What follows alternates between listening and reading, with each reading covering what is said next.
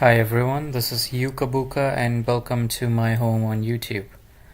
In this video and a few of the upcoming videos, we will look at the part of the kernel code where system initialization happens.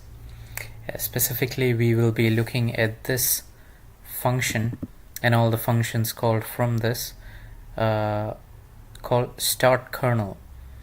Now, start kernel is a function which is responsible for calling quite a few number of functions and initializing almost every subsystem that is used within the Linux kernel.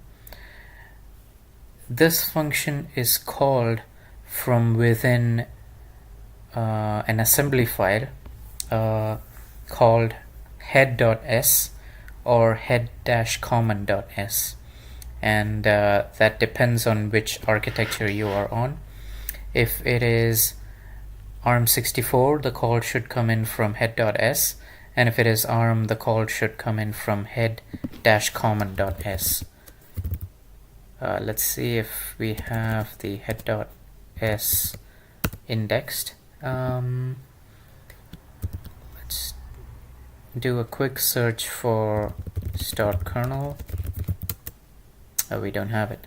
So we do have a different header file which is not indexed in source inside, but you can go look it up.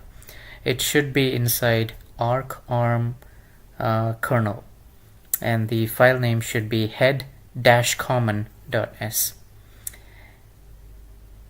Now, head-common.s has a function by the name of __mmap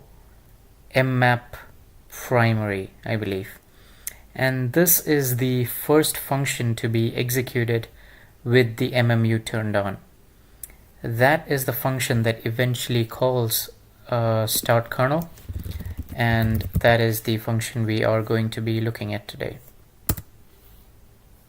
Okay. So let's dive into it. First of all, we see a couple of local variables being declared.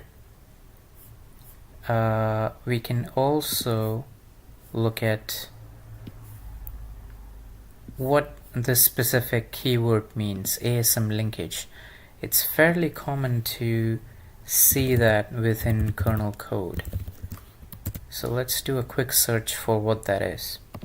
We see a couple of answers online, and we see that I have read that there's a function used to implement system calls. Okay, so the fact here, which points to kernel newbies and probably is this one, says the ASM linkage tag is one other thing that we should observe about the simple function. There is a hash define for some GCC magic. I see. So the ASM linkage is a macro, and that macro tells the compiler that this function should not expect any of its arguments in registers, but only on the CPU stack. Interesting.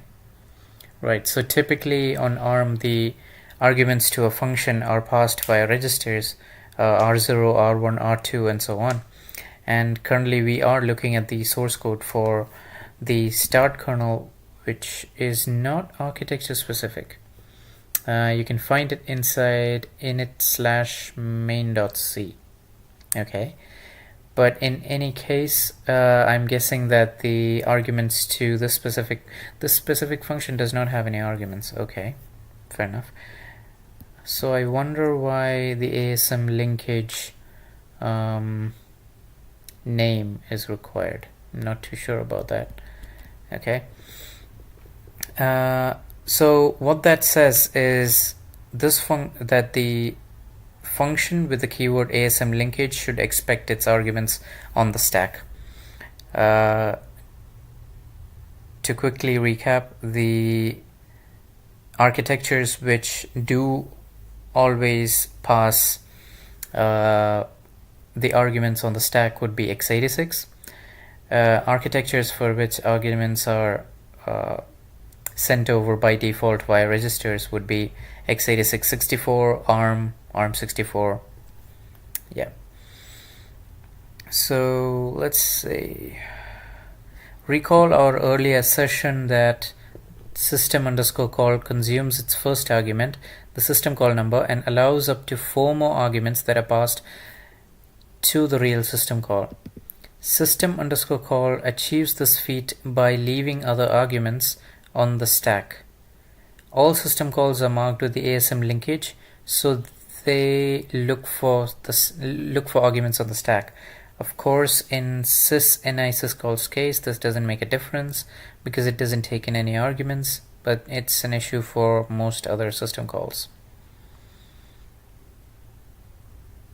Okay, fair enough. So effectively, it's a way of specifying to the function that these arguments come on the stack and not via registers. Okay, fair enough. Is there anything else that we have in the documentation here? The reason is that anyhow the kernel needs to save all registers onto the stack when handling system call requests from user space. So after that the parameters are available on the stack, that is, it doesn't need extra effort. Not sure what that means. Okay, there is another question related to ASM linkage, and the question asks if it is required for a C function to be called from assembly. I don't think it's required, but let's see what the answer states.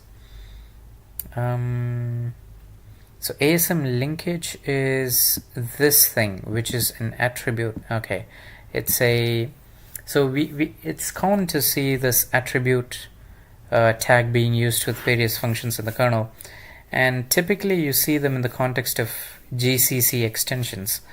You have extensions for marking the functions as naked, in which case you don't have an epilogue or a prologue.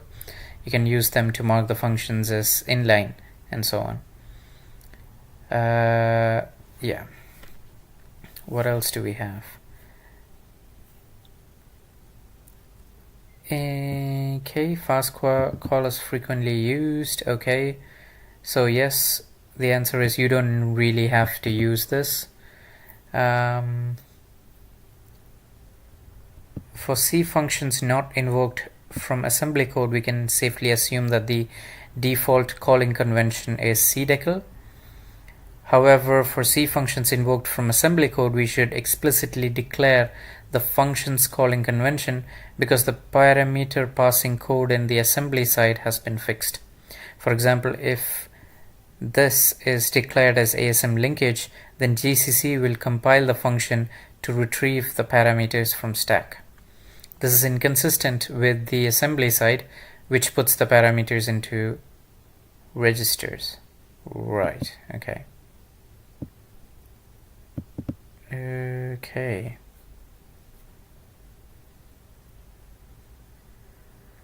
The reason is that the kernel needs to save all the registers on the stack when handling the system call request from user space so that the parameters are available on the stack. Okay. If you want to use fast call for calling convention, more work has to be done, and so on. Okay. So effectively, when making a system call, even if you're passing the arguments via registers, once the system call is handled inside entry.s, those arguments are pushed onto the stack before the system call handlers are called. That's what they're trying to describe over here. And that, so in this case, the fact that there is an ASM linkage used with a function that has a void argument, that is, it has no arguments, is mildly confusing. Let's take a quick look at what visible means. So visible is yet again a GCC extension, and let's do a quick search for kernel.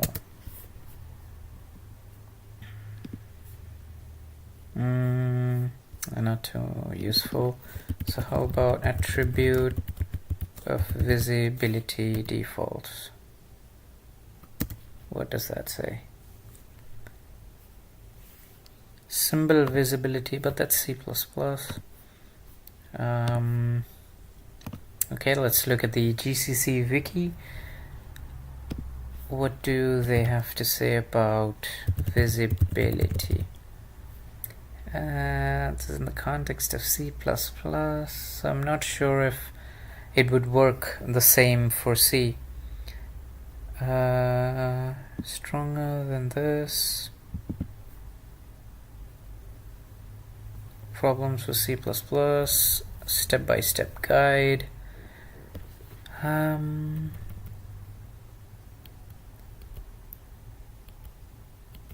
This seems to be a feature which is intended for use for C++, but I am seeing it in the kernel code, so it is a bit confusing.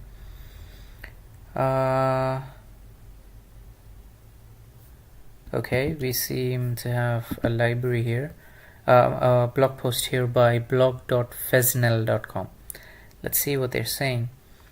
This post will illustrate how to hide what gets exposed when you distribute a shared library. Okay, so let's take a look. Control F, visibility. Okay, so there is some form of a symbol visibility that you can use to hide. So we can't define this function static because we must be able to access it from the specific file. Fortunately, we can use the symbol visibility option. It allows us to define the visibility for all exported symbols of a library. The option allows 4 modes, but we limit our discussion to the practical ones, default and hidden. Okay. It's also apparently possible to define per symbol visibility, and that's what this attribute allows you to do. Okay, this is curious. So it's a way to have a symbol which can be accessed by another object file within the shared object, but not exported for use by other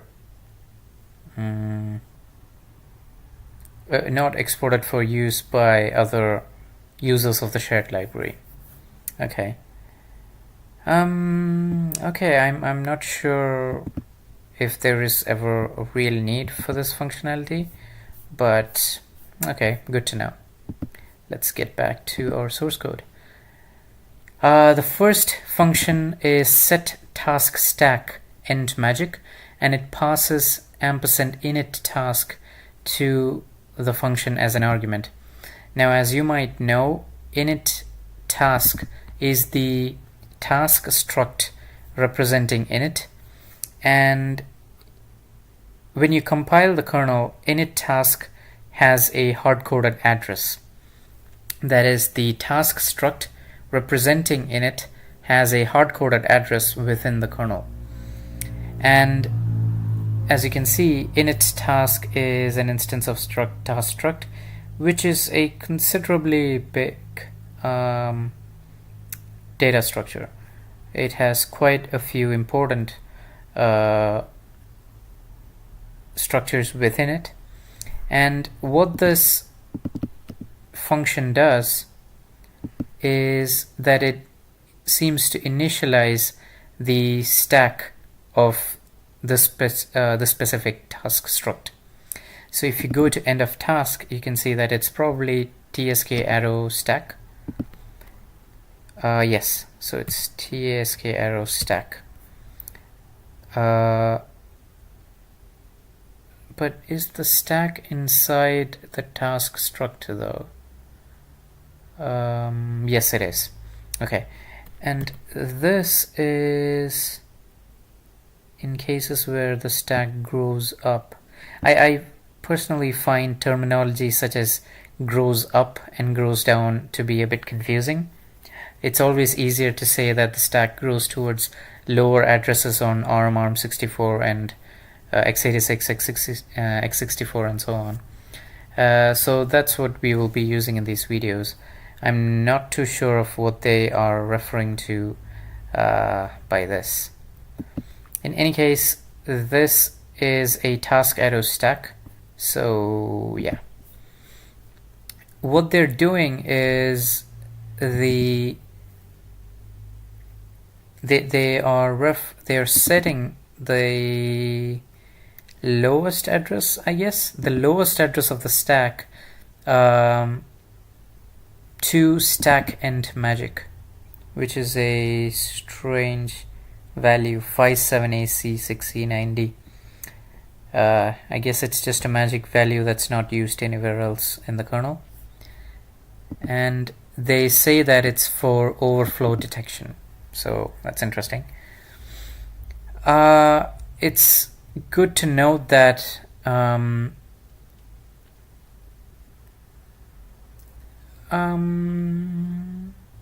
yeah, this is a different. So typically at the lowest address of stack, you have a structure called thread info. For some architectures, this data structure has been moved into the task struct data structure, and for some architectures it's still on the stack. Okay. The next function is SMP processor ID. SMP setup processor ID. Okay. This seems to be an empty function, and this is inside our ARM kernel, so we will go there. What this function does is, let's see, over here we see that it's iterating over the number of CPUs and it's setting some values. Over here we see that it's setting some sort of an offset, and then we see a print K of booting Linux on physical CPU. If you try this on, say, QEMU, you can see that this physical CPU is always 0. I'm not sure if it can be a different CPU, but in any case, this is used for debugging purposes, and I guess that the code is written with the intention of the Linux kernel always coming up on the CPU number 0. I'm not sure of this though, so take that with a grain of salt. Okay, let's take a look at this code. What is MPIDR? I'm not sure of what MPIDR stands, what it stands for, but let's take a look at this.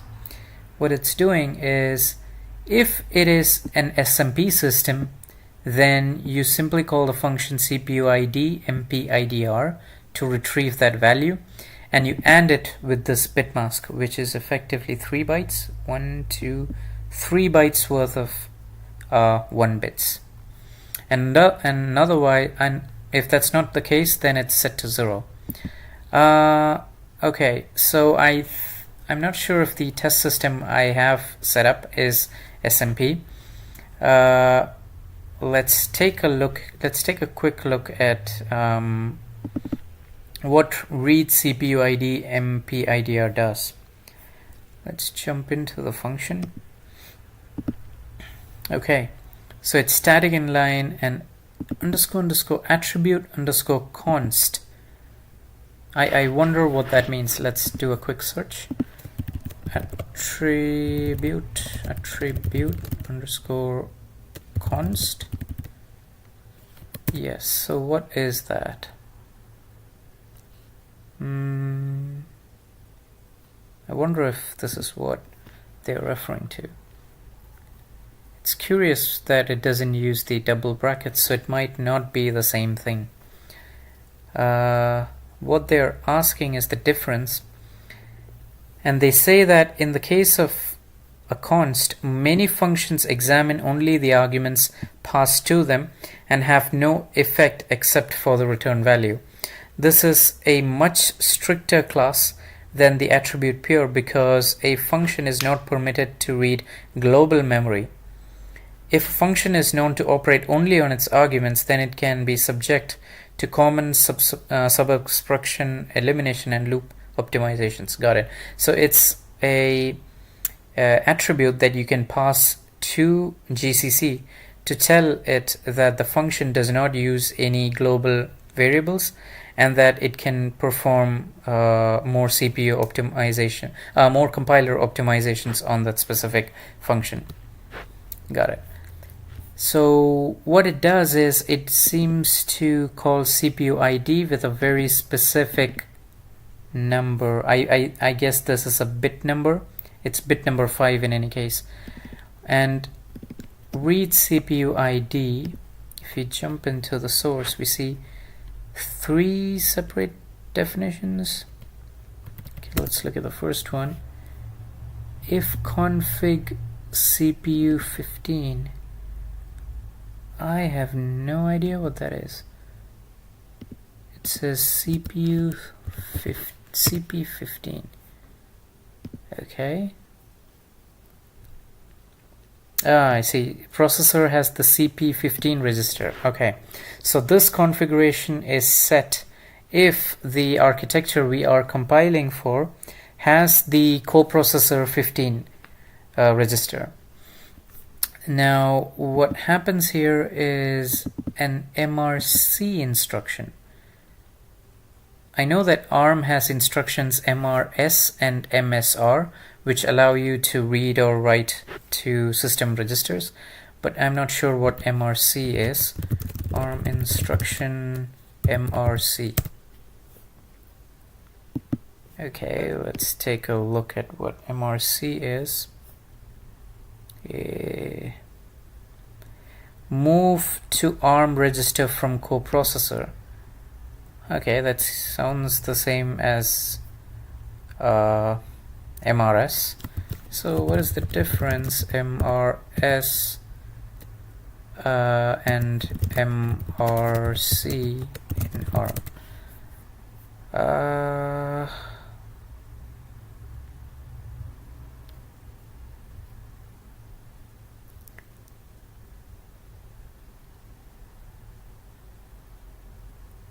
Let's just take a quick look here, see if we find something.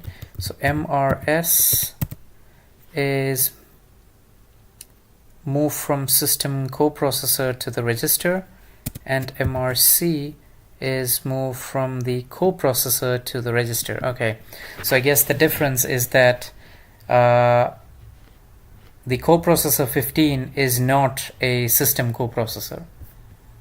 Okay, got it. So this does have a weird syntax, but I guess it eventually results to reading the value of a very specific bit into the __ val variable and then returning that value.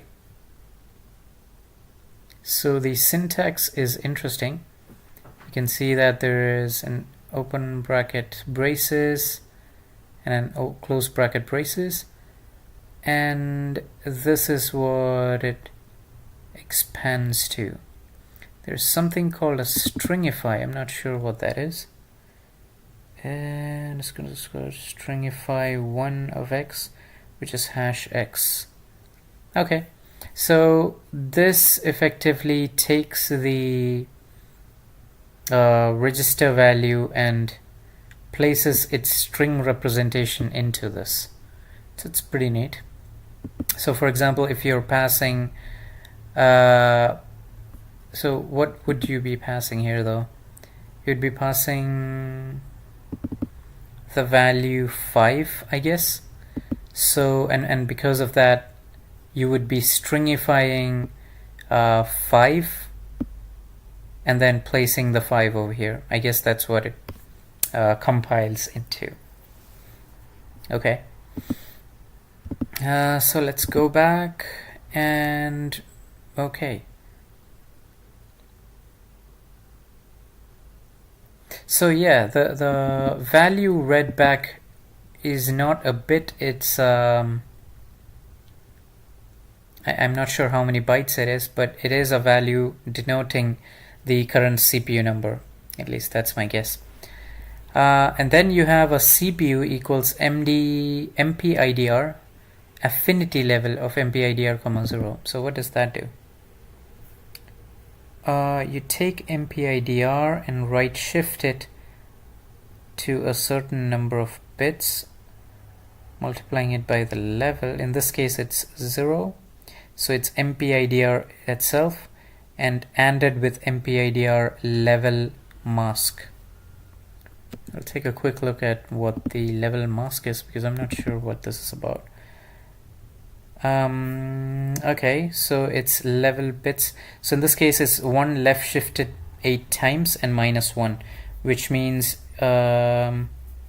if you shift it 8 times, that becomes 2 power 8, and 2 power 8 is, and the value will become 2 power 8 minus 1, which means 7 bits of 7 1 bits, right?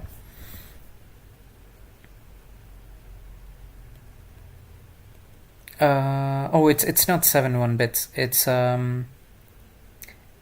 so this would be 1 left shift 8, which means it's shifting to it gets the value 2 power 8, and 2 power 8 minus 1 would mean that all the bytes before it would be set to 1 1 1 1 and so on.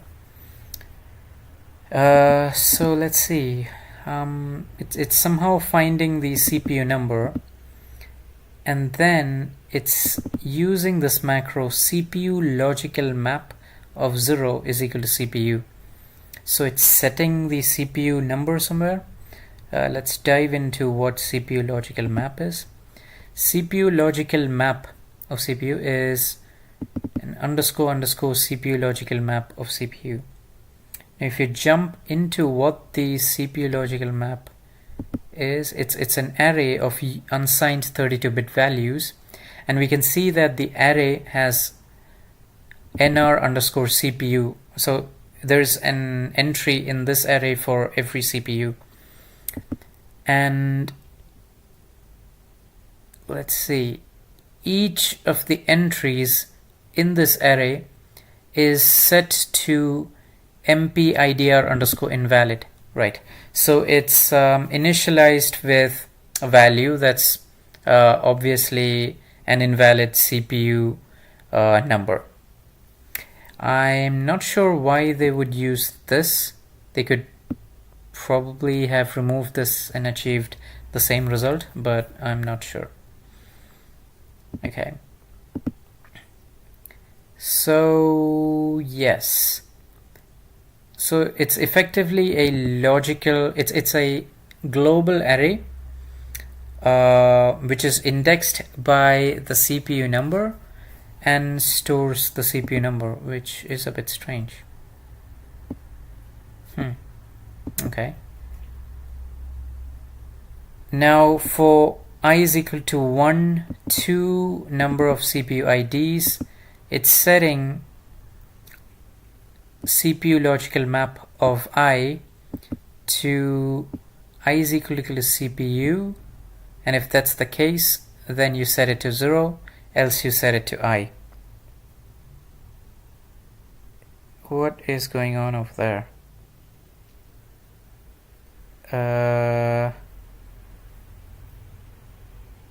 If I is equal to CPU,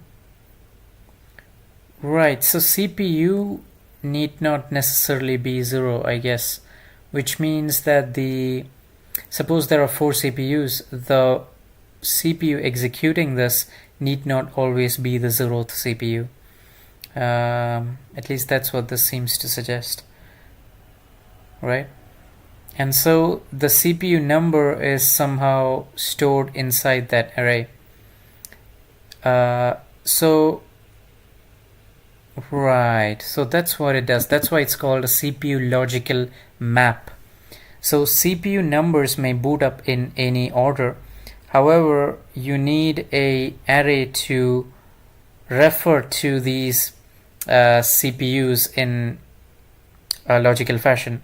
So when you have a logical mapping, CPU 0 is in the logical map is the one that always came up first. However, that need not be the CPU's actual SMP ID. Okay, that sounds good. So effectively you are setting it to different values, and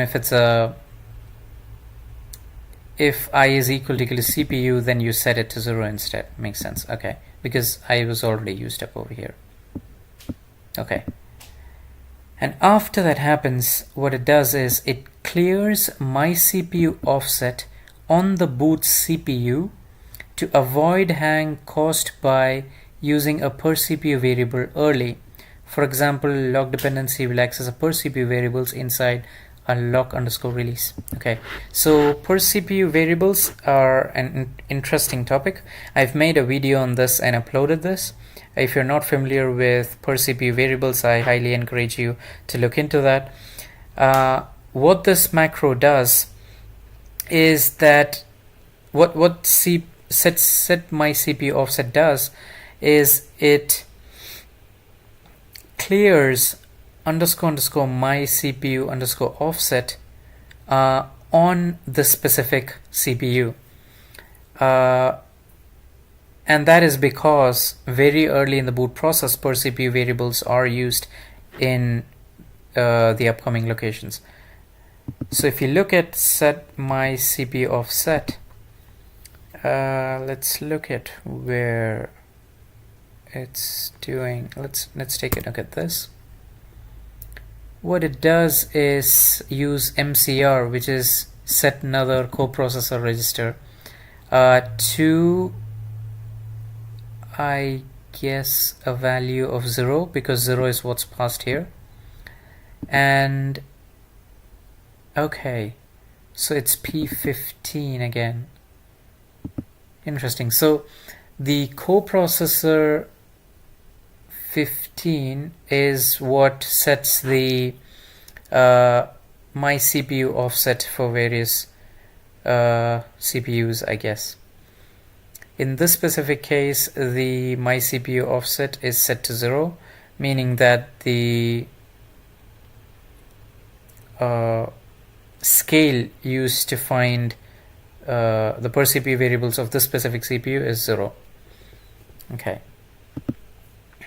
And finally we have this message that prints out which physical. So that's why it says physical CPU.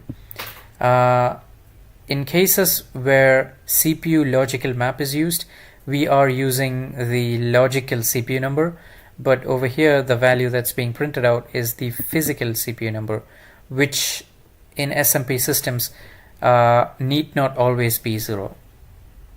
Okay. And the next one is we have a macro debug objects early init. I'm not sure where this is defined. The definition does not seem to show anything useful. What is the... It says if def config debug objects. Let's take a quick look at what that is. It says debug object operations. If you say Y here, additional code will be inserted into the kernel to track the lifetime of various objects and validate the operations on those objects. Okay, so it's I'm not sure what objects it would insert itself into, but for now let's just carry on with the rest. We have a function called Cgroup init early. Let's dive into that. Okay, so Cgroup init early, Cgroup initialization at system boot.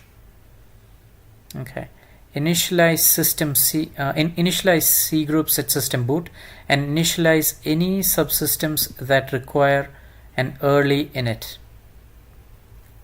Okay.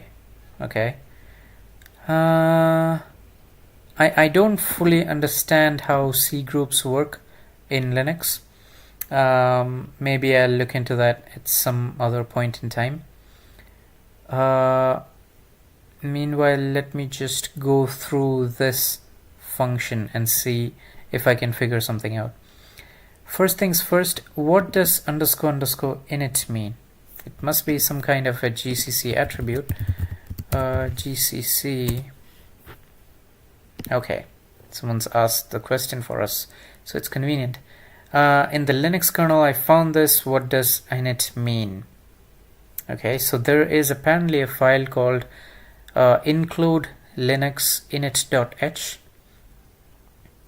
And what do we have here? It's essentially a copy paste of that part of the code. So these macros are used to mark some functions or initialize data as initialization functions. Interesting. The kernel can take this as a hint that the function is used only during initialization and free up the memory resources after. I'm not sure what memory resources they're referring to, but let's see. For functions, you add init immediately before the function name, like so. And if the function has a prototype somewhere, you can add underscore underscore init between the closing brace of the prototype and the semicolon. Okay. Right. Now that you mention it, if I go back for just a second, so this function is also marked as init. Okay, fair enough. What do we have here? What else does this have? For initialize data, you should insert underscore underscore init data. Don't forget to initialize data, not the file scope, as otherwise GCC puts it into the BSS section and not into the init section. I see. So there is a separate section within the compiled blob called init, apparently. Also note that this data cannot be const. These are for everybody, although not all arcs will actually discard it in modules. Not sure what that means. Okay, so init eventually resolves to underscore underscore section of init.text. Okay, so this is the section name .init.text. There is init.data, init.auto-data, and so on. Okay, fair enough. I don't fully understand what kind of freeing up of memory resources they mean over here, but for now let's just go with the definition that any function that is used for initialization of the system is marked with an underscore underscore init. Okay, so what else do we have here? We have a static struct Cgroup sbops, and it's declared as underscore underscore init data and ops. Okay, we read about init data in earlier, and then we see that we have a pointer of type Cgroup subsys over here. I guess it means Cgroup subsystem. It has quite a few function pointers inside it. It seems to be a pretty big data structure, so we will not go into all the details right now. There is a init function called with Cgroup DFL roots and &ops, and there are some flags set and so on. What is the Cgroup DFL root though? It is of type Cgroup underscore root. A Cgroup underscore root represents the root of a Cgroup hierarchy and may be associated with the kernfs underscore root to form an active hierarchy. This is internal to the Cgroup core. Don't access it from the controllers. I'm not sure. I don't understand what this is. Perhaps if I had more of a background on what Cgroups are, I would actually understand what this is, but I don't really understand it. We have a macro here called RCU init pointer, and it is used to initialize the pointer after you've completely initialized the reader accessible portions of the linked structure. Okay. So in any case, what it seems to be doing is initializing the Cgroups item within init task. But yeah. And finally, you have a sort of a loop called for each subsys. Interesting. So what that does is it iterates all the enabled Cgroup subsystems. Okay. And after iterating through each of those, it seems to set specific values within it. I think it's better to come into this function later on and explore it in detail. So for now, let's go back. And we have a function called local IRQ disable. Let's take a look at what that does. This is inside include Linux, and this is inside config trace IRQ flags. Okay, so this, we'll go with this, because I'm guessing we don't have config trace IRQ flags set. Okay, so over here what we have is local IRQ enable just ends up calling row local IRQ enable. I think it's disable, sorry. So row local IRQ disable. And if you jump to that, it goes to arc local IRQ disable. Okay, and if you go into that, you see something inside arc arm include ASM, and you see something over here as well. I'm not sure what the difference is. Let's look at this. We have something called disable IRQs, and how it does that is by using MSR to write something into the CPSR register. So CPSR is the program state register, is one of the program state registers for ARM, and we can see that it's using the MRS instruction, which suggests that CPSR is a system coprocessor. So CPSR is an example for a system coprocessor, and P15 is a example for a coprocessor. Okay.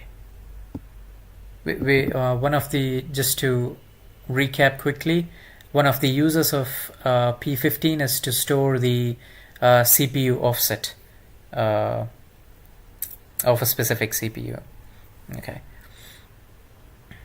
So I guess it's reading a specific value out into temp, although I am not too sure about that.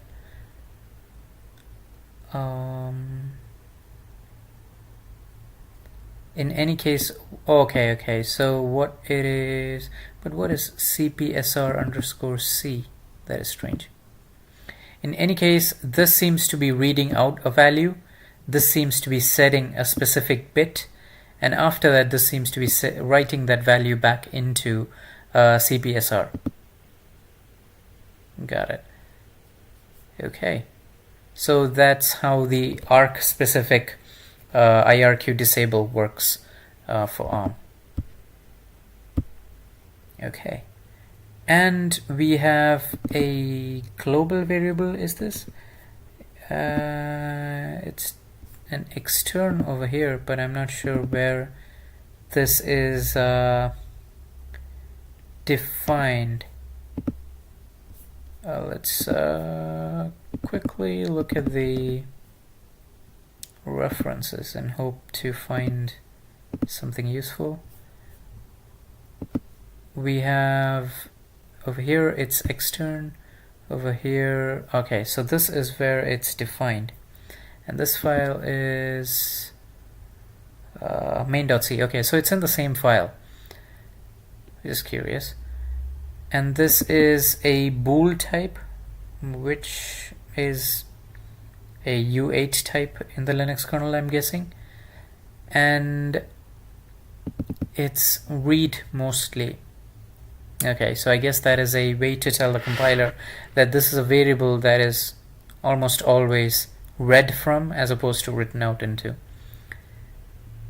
So debug helper, via this flag we know that we are in early boot up code where only the boot processor is running with the IRQ disabled.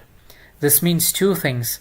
IRQ must not be enabled before this flag is cleared, and some operations which are not allowed with the IRQ disabled are allowed while this flag is set. Okay. So apparently there are some functions which should not be invoked when the IRQs are typically disabled. However, because it is in the early boot code, you are allowed to execute those functions. That seems to be what it means. Additionally, it says that it's a debug helper, which means that it's used for debugging. I'm not too sure. Okay, so let's go back into our code. Okay. And okay, so I guess that's it for this video. In the next video, we will continue to look at this function and make our way through it, looking at the various functions that are being called and so on.